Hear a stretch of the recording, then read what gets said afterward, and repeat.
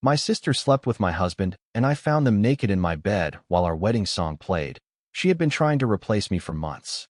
My older sister, Briss, has transformed into someone unrecognizable, a person towards whom I never thought I would feel so much resentment. During our childhood and adolescence, we had a normal sisterly relationship, with its good and bad moments, but nothing could have prepared me for the betrayal I recently experienced. To be completely honest, she committed the worst act a sister could do against her own family. It all started when Briss's marriage fell apart the previous year. She had been married to Milo for a considerable time, but their relationship ended when she discovered his infidelities. It was not just one mistress. He had been having relationships with multiple young employees from his office. Briss, who has always been very perceptive, had noticed suspicious behavior for some time. One day, following her intuition, she decided to follow him after work when he mentioned he had to stay late. She tracked him to a hotel where she confirmed her worst suspicions by finding him in a compromising situation with his secretary in one of the rooms. What followed was an explosive confrontation. Briss completely lost control, as anyone would in such a devastating situation. Between screams and tears, she threw everything she could find and even slapped the other woman in a fit of rage. Surprisingly, Milo showed not an iota of remorse. He did not try to apologize or offer explanations. In fact, he remained impassive when Briss, between tears and shouts of anger, declared that she wanted a divorce. Instead of showing repentance, Milo was furious with her for causing a scene at the hotel, apparently a place he frequented and where he did not want his reputation to be affected. The situation worsened when Milo kicked her out of their home without any consideration, relying on the prenuptial agreement they had signed before getting married. Briss had no right to any of his properties. He was aware that she could not touch his fortune, and he wielded that power over her without showing the slightest compassion. With no other alternatives, Briss came to me seeking help, completely shattered and defeated. Since we both live in the same city, while our parents reside a few hours away, I did not hesitate for a second to welcome her into my home, feeling only empathy for her difficult situation. I had no idea what she would do to me later. At that time, I was happily married to my husband, Archie. We were best friends and always had a special connection where we simply understood each other. We both led very busy lives, focused on our careers, but despite our demanding jobs, we always found time to be together. Everything changed when Archie unexpectedly lost his job. His company had to make staff cuts, and he was one of those affected. The blow was very hard for him, being someone who had always been focused on his professional career. This was the first time he found himself in a situation where he was not sure of his next step. Of course, he immediately started looking for work at other companies, but the reality of the job market was complicated. The offers he received did not even come close to the salary he had been earning in his previous position. I could see how this was affecting him deeply. However, Archie was not the type of person who could sit around doing nothing. Even though the salary was not ideal, he accepted an offer from a respectable company just to be professionally active again. I know it was not easy for him to accept a lower-paying job after having held a higher position. I earned approximately twice as much as him, but honestly, I never paid any attention to that difference. I never made my husband feel less because of it. Our marriage had always been based on mutual respect and equality, not on who earned more money. We had bought our house together, and, since we did not have children yet, we were managing everything very well as long as Archie continued to contribute his share of the expenses each month, which he did without fail. I did not care if his paycheck was smaller than mine. When Briss moved in with us, it took my husband, Archie, time to adjust. We are both naturally introverted and had always valued the intimate and quiet space we had created together. To make the situation more uncertain, I did not even know how long Briss would stay with us. It was not clear if it would be a few weeks or if it would extend to something more permanent. However, I wanted to be there for my sister, and Archie understood. At first, Briss was completely devastated after the collapse of her marriage. She spent most of her days locked in the guest room, crying. There were days when she completely refused to get out of bed, and honestly, I did not know how to help her. She seemed lost and aimless. It was heartbreaking to see my sister like that, so vulnerable and defeated. I did everything I could to support her, encouraging her to get up, to talk about her feelings, offering her my shoulder to cry on when she needed it. My parents were also very understanding of the situation. They visited every weekend and thanked me for being there for her during such a difficult and emotionally draining time.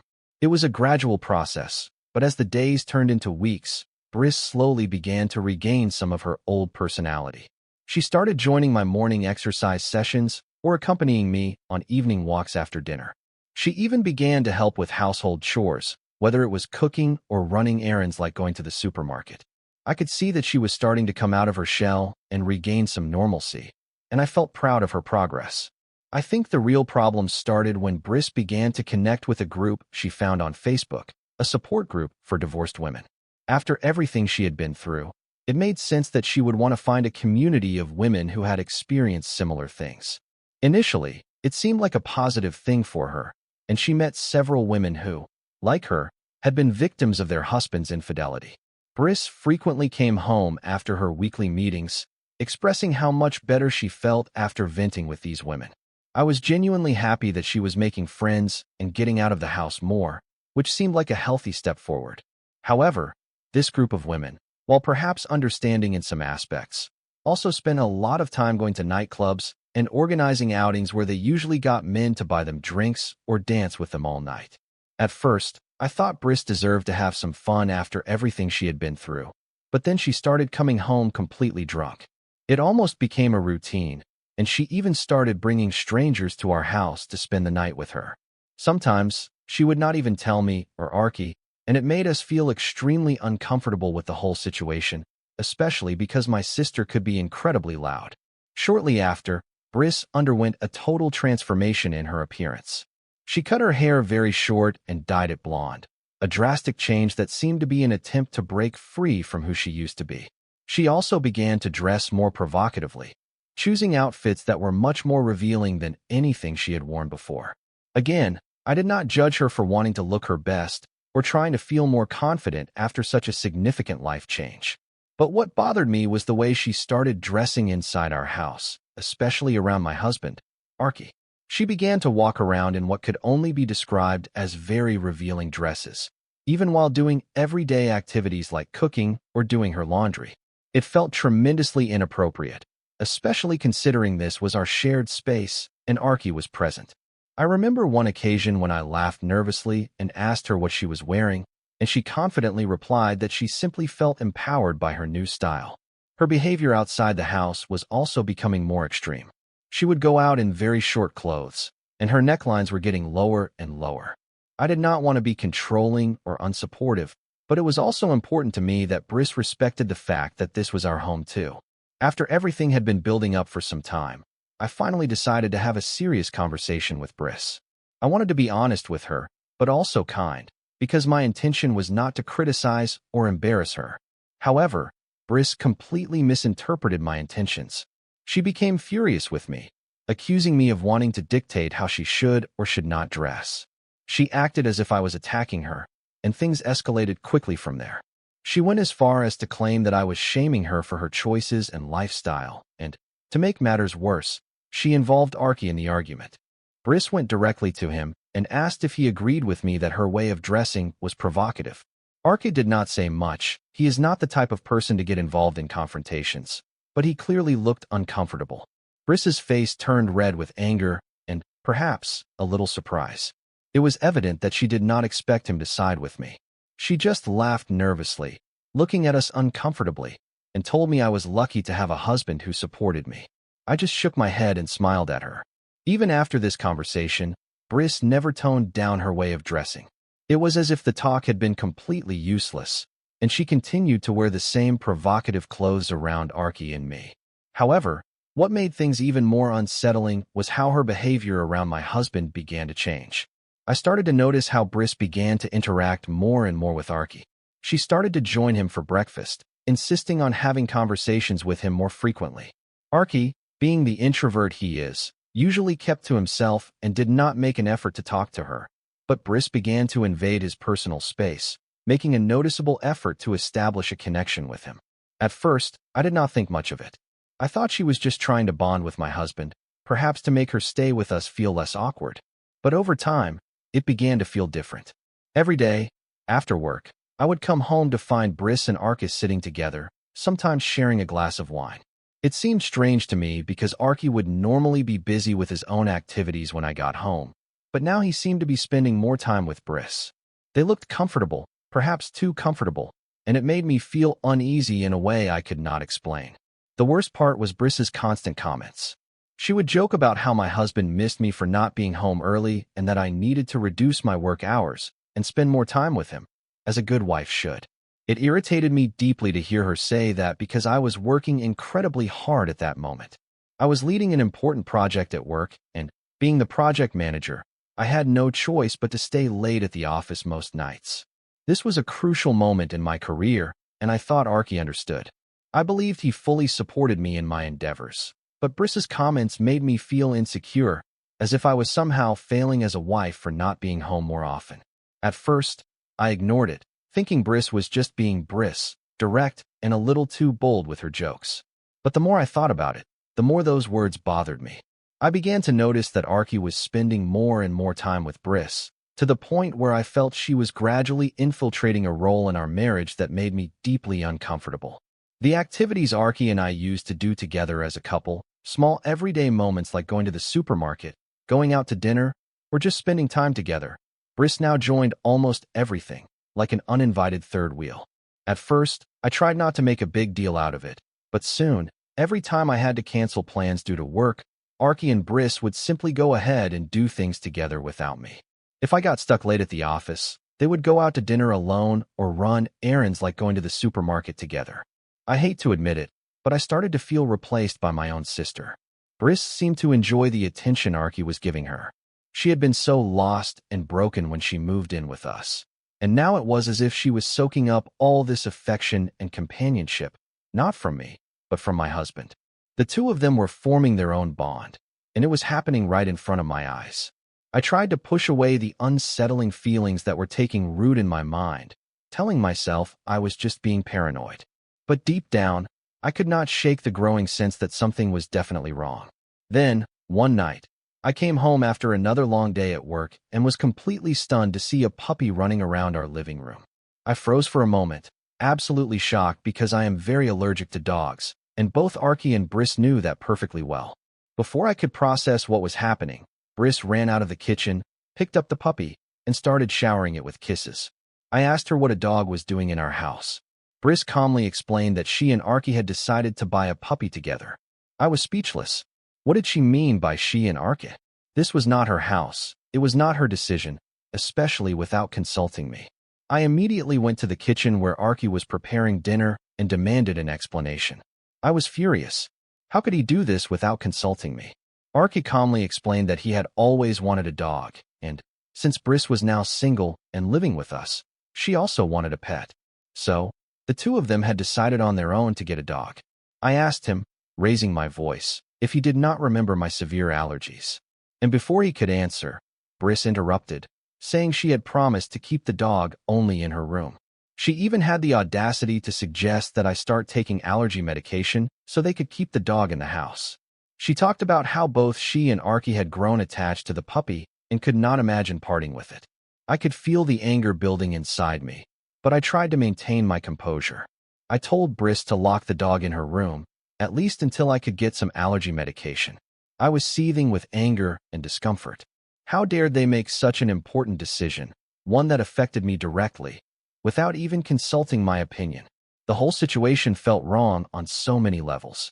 Arky and Briss had started behaving like a couple, making decisions that affected our home. It was no longer just about the dog.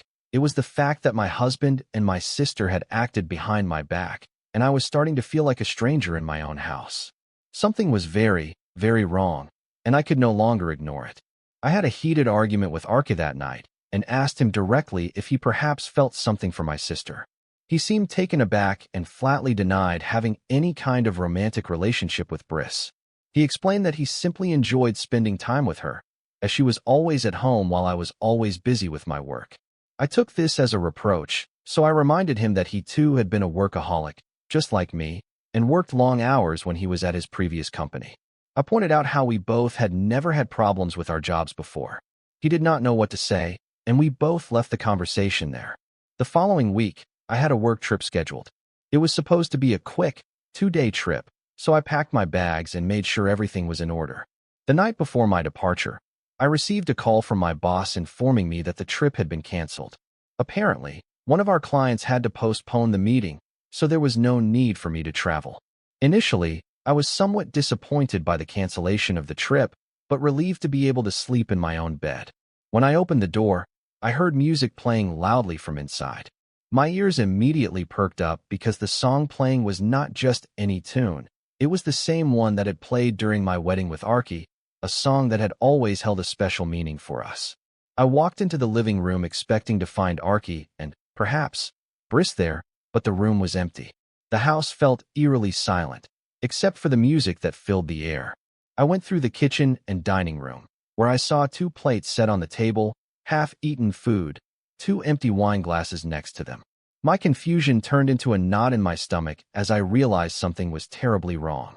Where were Briss and Arky? Then I heard it, a faint sound coming from upstairs. I went up the stairs silently. When I reached the top of the stairs, I stopped in front of our bedroom door, hesitating for a fraction of a second before turning the doorknob. The door swung open to reveal Briss completely naked on top of Arky in my own bed. For a second, I stood motionless as I witnessed the indescribable. Then Arky suddenly saw me and his eyes widened. He immediately pushed Briss off him and began to dress hastily while apologizing. His words were frantic and desperate. But Briss, she did not say a single word. Her face turned pale, but what struck me most was the complete lack of remorse in her eyes. She did not even flinch. Something inside me broke as I looked at her. I walked straight towards her and, without thinking, I slapped her with all my strength. The sound echoed in the room, but it was not enough. I grabbed her by the hair, rage fueling my strength, as I dragged her out of the bedroom and down the stairs. As she stumbled, trying to hold on to her clothes that were falling off in the process, she tried to scratch my hands, begging me to let her go, but my grip was too strong, and I had no intention of releasing her. She struggled, but I did not care. She kept looking back, yelling at Arky to help her, but he did not utter a single word. I did not stop until I had dragged her out of the house, into the pouring rain, half naked, soaked, and humiliated. She stood there, trembling. I looked her straight in the eyes and said, "You are a homewrecker, just like your cheating ex, and homewreckers like you belong on the street, not in my house." I pushed her to the ground in anger as she began to cry, finally understanding the gravity of her actions. She begged me to let her get some things, but I was done with her. I threw her phone into the rain and told her she could call someone for help if she wanted, because she was not setting foot back in my house ever again. All I felt was anger towards her. The sister I once knew was gone. She had destroyed everything, and as far as I was concerned, she was no longer part of my family. That night, after kicking Briss out, I called my parents and told them everything. Surprisingly, they did not seem as shocked as I expected. Instead of showing surprise or indignation at Briss's behavior, they immediately started defending her. They said she was surely confused, that she did not know what she was doing, that maybe she was under the influence of alcohol or drugs. They even suggested that maybe Briss's divorce had affected her more than I thought, and that she needed professional help. I was absolutely furious. How could they defend her after what she had done? It seemed that no matter how horrible Briss's actions were, my parents would always find a way to excuse her. Not even when they found out that my parents, after knowing the full extent of what she had done, betraying me by sleeping with my husband, still came to rescue her. They helped pack her belongings from my house and took her to their home. They chose to side with her, offering her refuge and emotional support, as if her actions were somehow justifiable. It made my blood boil. My parents even called me the next day complaining that Briss had gotten sick because I had made her stay out in the torrential rain for too long that night. They had the audacity to change the narrative, almost making it seem like I was the one in the wrong for kicking her out, as if I had not found her in the most despicable act of betrayal. I did not hold back. I told them bluntly that I did not care if Briss had gotten sick. Honestly, I hoped she had, because what she had done to me was unforgivable. She destroyed my marriage, shattered my trust, and left me with scars I would carry for the rest of my life. My parents, to my utter disbelief, tried to reason with me. They acknowledged that what Briss did was wrong, but they continued to defend her, saying it was very out of character for her, and that she must have been going through a lot mentally after her own divorce to have committed such an act. They suggested I should listen to her, but I immediately rejected the idea. No explanation could justify the fact that she had slept with Archie in my own house after I had rescued her and helped her get back on her feet after her own divorce. I was beyond furious with my parents for even trying to justify her behavior, as if the circumstances somehow excused her complete lack of morals. I told them that if they continued to support her, I wanted nothing more to do with them. Meanwhile, I wasted no time in filing for divorce from Archie. He cried, apologized, and begged for a second chance, but none of that mattered to me anymore. Any feelings I had for him were buried under layers of pain and anger. I could never forgive him for what he had done. It has been 7 months since then, and I do not regret anything. I have successfully divorced Archie, and due to his infidelity, I was able to obtain significant alimony from him. He never disputed any of my requests. In fact, he silently conceded everything I asked for. I think he was too consumed by guilt to even protest. We sold the house, divided the profits, and have gone our separate ways. I now live in a cozy apartment on my own, and it feels like a new beginning. If you had asked me just a year ago if I would ever divorce Archie, I would have laughed and said no. I thought we had a solid marriage, one built on mutual respect and trust. But that was clearly an illusion, because that loser decided to sleep with my own sister. As painful as it was to go through all this, I am glad I found out when I did. I am happy I did not waste any more time on that failed marriage, and that I have rebuilt my life and moved on. Yesterday, I received an unexpected call from my parents, the first time they have contacted me in months. They have not really apologized or made any sincere effort to acknowledge what happened with Briss and Archie, so hearing from them suddenly already seemed suspicious. My parents informed me that Briss has been so deeply depressed since the incident that she has resorted to theft as a way to cope with her situation. I was stunned and asked them what they meant by that. My parents explained that Briss had been secretly taking their debit and credit cards and withdrawing large amounts of cash from ATMs over the past few months. My parents are not very tech-savvy, so they never paid attention to the notifications on their phones about withdrawals or bank charges, or they missed them completely or did not think to check them. It was not until my father was planning a trip with my mother recently that he realized a significant portion of their savings had disappeared. When he checked his accounts and saw the pattern of withdrawals, he and Mom confronted Briss. My parents were shocked. She confessed everything. She explained how she hated herself after what she had done to me and could not live with the guilt. Apparently, she had been using the money to drink, buy drugs, and who knows what else, just to cope with everything. I told my parents frankly that, honestly, I did not care about any of that, as no matter how much my sister regretted it, this was something I could never recover from.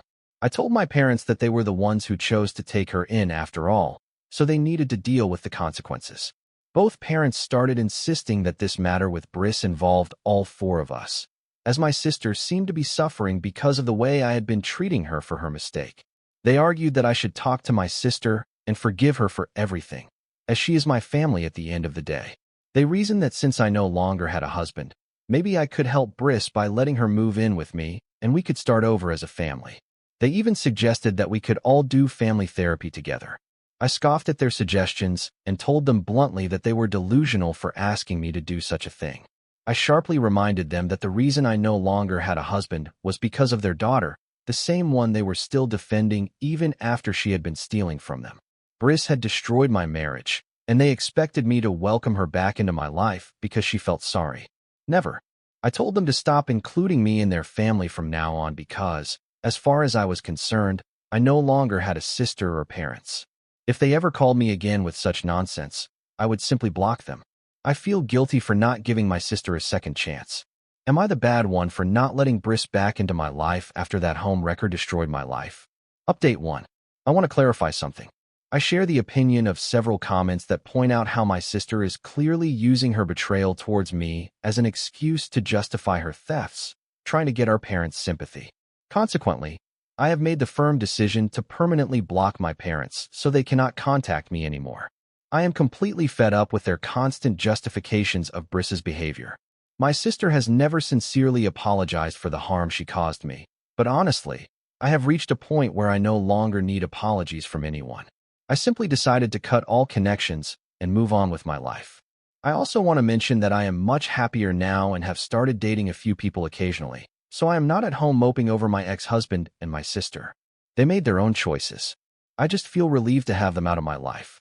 Sincerely, neither of them deserves someone like me. Update 2. Briss contacted me last night from a number I did not recognize. I found out she stole our parents' credit card again to withdraw money without their knowledge. My father, furious, demanded she pack her things and leave his house immediately. She called me from a friend's house, begging for my address to stay with me temporarily for a few days. I laughed at her and warned her that if she ever dared to show up at my door, she would deeply regret it. I expressed my satisfaction with her current situation, both for being homeless and for being cheated on by her ex, because she had always been a loser. I know my words must have hurt her deeply, but I am so furious with her that I do not care. I am convinced she will not dare to contact me ever again. Update 3. 8 months have passed since my last update. Several events have occurred since then, so I wanted to keep you informed. Firstly, my parents sent me an email apologizing for their unconditional support of Briss. They explained that they had been very worried about her at the time due to the terrible divorce she had experienced with her ex. They acknowledged that they should never have supported her after what she did to me. In the email, they also informed me that Briss had been arrested for shoplifting and had to spend a night in jail. She had implored our parents to pay her bail. For being her first official offense, she only received community service as a sentence. However, she had finally confessed to them about her frequent drug use, so they had no alternative but to admit her to a rehabilitation center with the hope that she can recover. They have asked me to unblock them so we can discuss this situation further. However, I have decided not to respond to their email and will maintain my distance. On a positive note, I have been dating a guy named Harry for the past 2 months. Although our relationship is recent, I feel truly happy with him. Despite everything that has happened, I am choosing to focus on the positive changes in my life and looking towards the future. I hope this will be my final update.